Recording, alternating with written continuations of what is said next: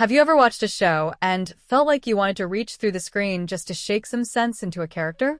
That is exactly the feeling we are all dealing with right now as we watch Megan Walsh's trial on Coronation Street. It is honestly one of the most frustrating things I have seen on the cobbles in a long time. We're talking about a woman who is a total pro at messing with people's heads. She has managed to take a straightforward case of grooming and turn it into a complete circus where the victim looks like the liar. It makes you wonder, doesn't it? Is it really that easy for a predator to just rewrite history if they're charming enough? That is the question hanging over the Driscoll family right now as the jury gets ready to hand down their verdict. Let's talk about that moment in court that basically broke the internet this week. Well, Driscoll, the boy we've seen suffering for months, stood up and told everyone he made the whole thing up. He said there was never a relationship and that Megan was just his coach. You could feel the air leave the room when he said that. It's devastating because we know it's not true, but that's exactly what grooming does to a person. It makes them feel like they have to protect the person who hurt them. I honestly think it's one of the most realistic portrayals of this kind of crime that the show has ever done. But man, is it hard to watch. Why do it? Well, it wasn't just his own confusion. Megan is a master manipulator, and she knew exactly which buttons to press. But she didn't do it alone. The funny thing is, or maybe the scary thing is, she got her own mother involved. Megan Walsh showed up and started working on Will before he even got to the stand.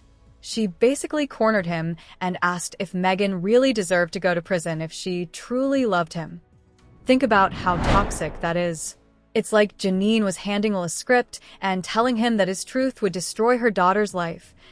It makes me so angry to see a parent helping their child get away with something like this. You'd think a mother would want to know the truth, but Janine seems totally bought into Megan's lies. Or maybe she's just as manipulative as her daughter. Either way, it worked. Will looked at Megan in that dock, saw her steely gaze, and he just folded. He told the court he wanted the relationship to be true, so he just pretended it was. It was a total lie, but in that moment, he felt like it was the only way to make the pressure stop. But Megan wasn't done yet. Not even close. She saw an opening when Will's dad, Ben, started to fall apart on the stand. Ben is a former rugby player, a tough guy, and he's been through hell trying to protect his son. But when Adam Barlow started grilling him, Ben started to crumble. Adam did what defense lawyers do.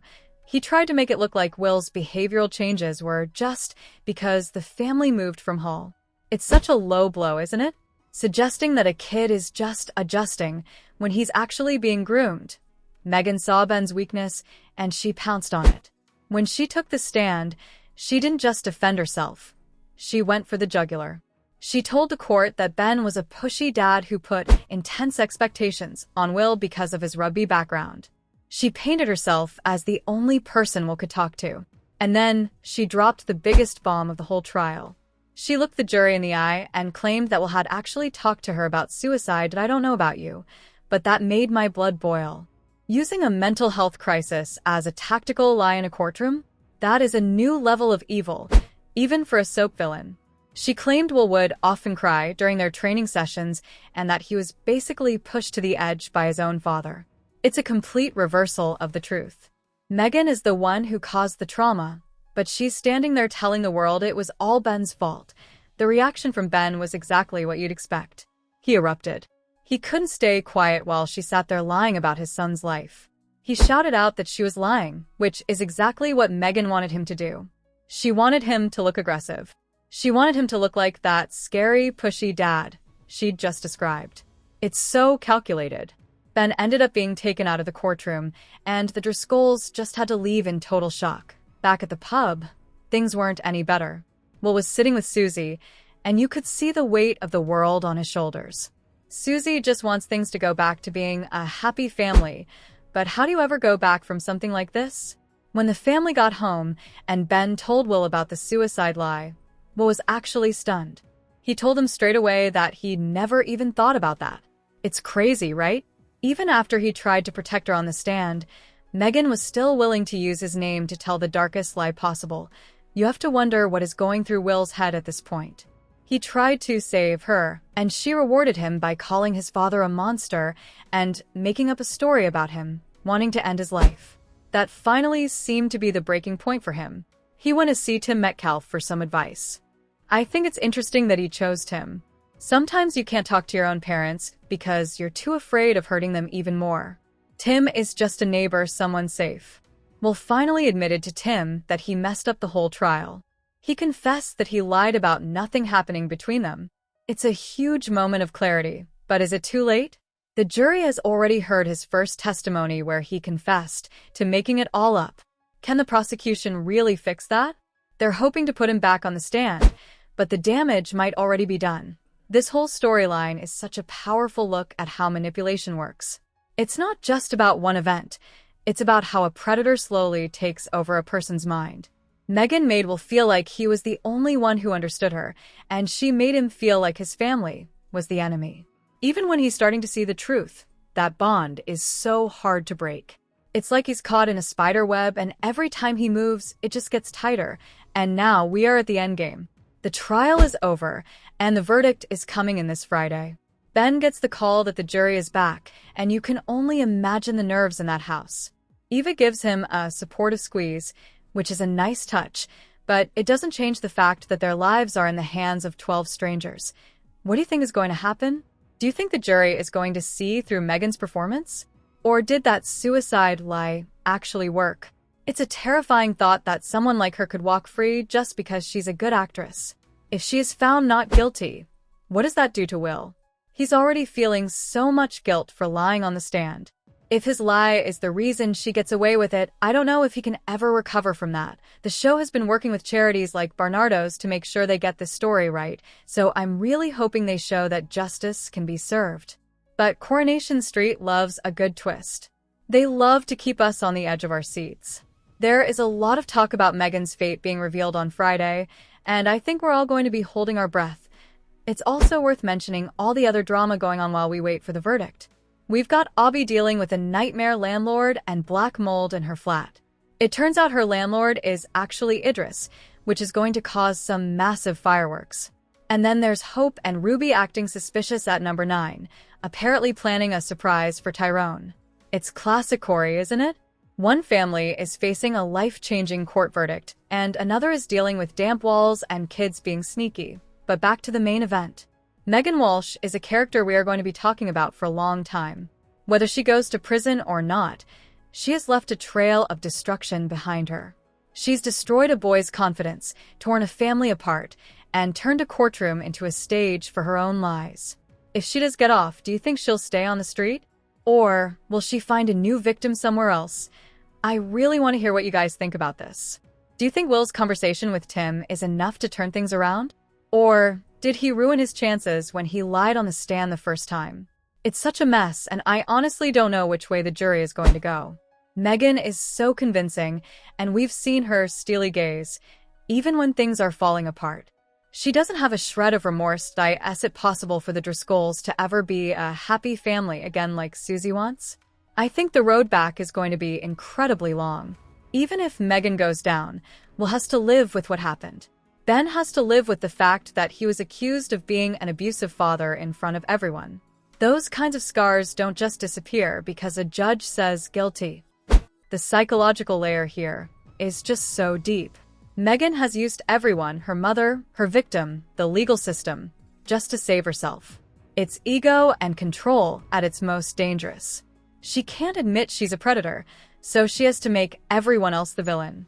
It's the only way her world makes sense. So, here's the big question. Do you think the jury will find her guilty? And if they don't, is that the end of the story? Or is Megan just getting started? This Friday is going to be huge, and I'm definitely going to be tuned in to see how it all ends. What do you think was the most shocking part of the trial so far? Was it Will's lie, or was it Megan's claim about the suicide? Let me know in the comments because I really want to see where everyone else is at with this. And if you're enjoying these deep dives into the drama on the street, make sure you hit that like button and subscribe. It really helps the channel out and makes sure you don't miss any of the spoilers or analysis we've got coming up. There is so much more to talk about with the other characters too, like Tyrone meeting his dad or the mystery with Theo's murder. But for now, all eyes are on that courtroom. The Driscoll family has been through enough, and I think we're all hoping that justice is finally served.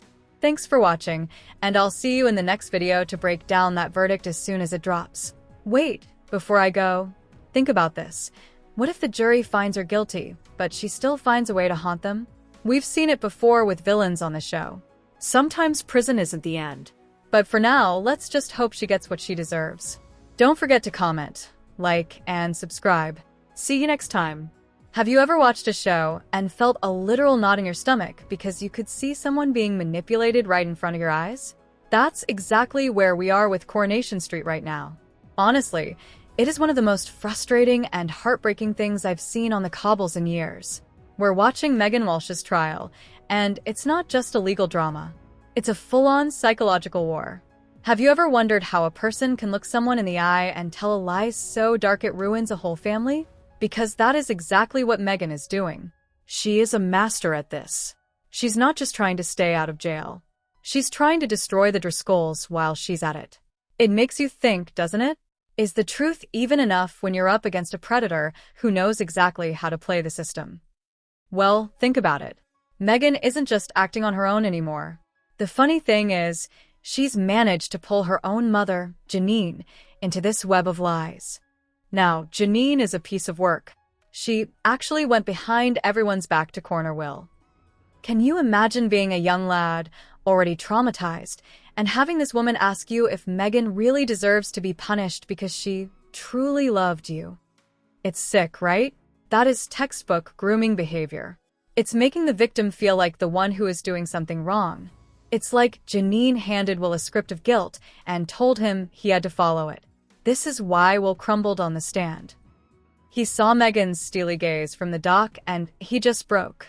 He told the whole court he made it all up.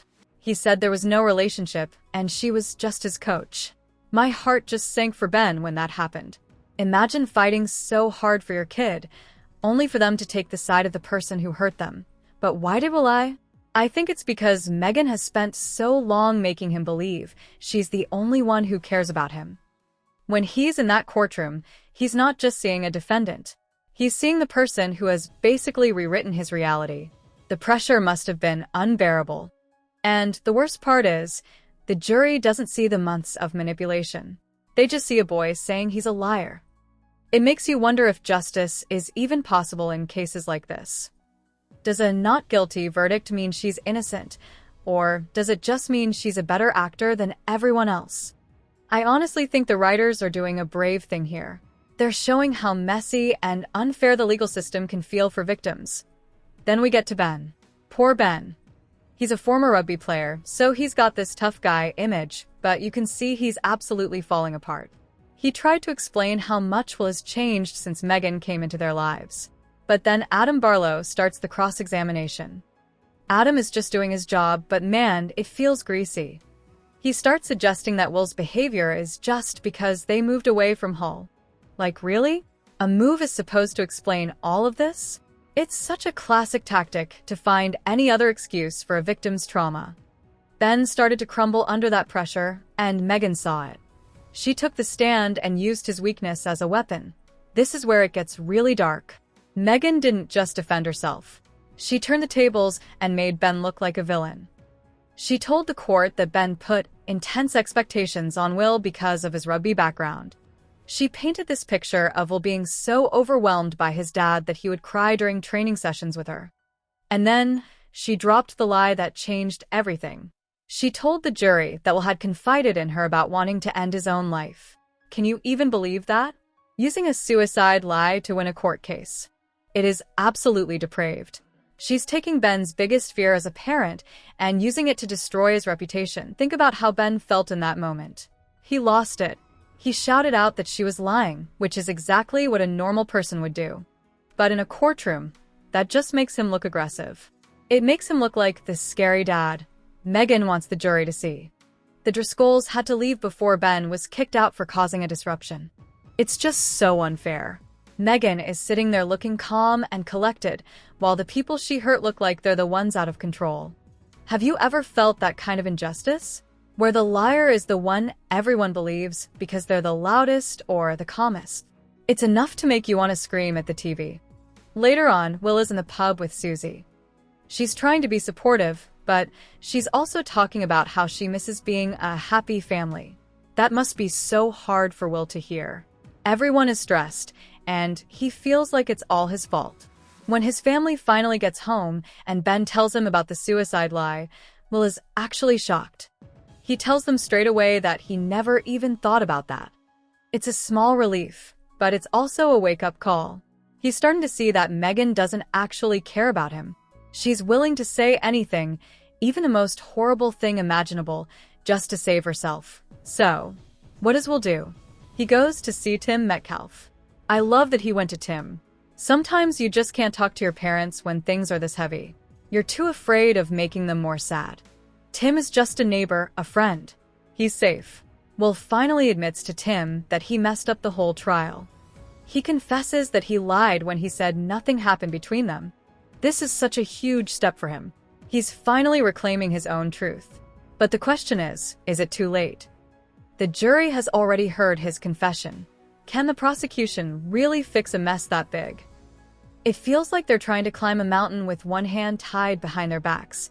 And while all this is going on, we got other drama on the street. Abby is dealing with a nightmare situation in her flat.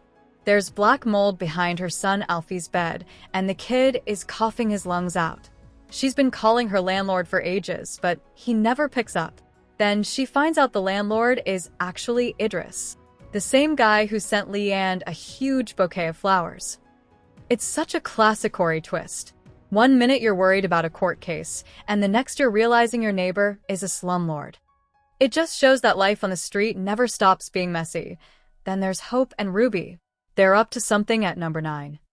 Fizz can tell they're being sneaky, and Cassie sees them, engrossed in an email on Hope's phone.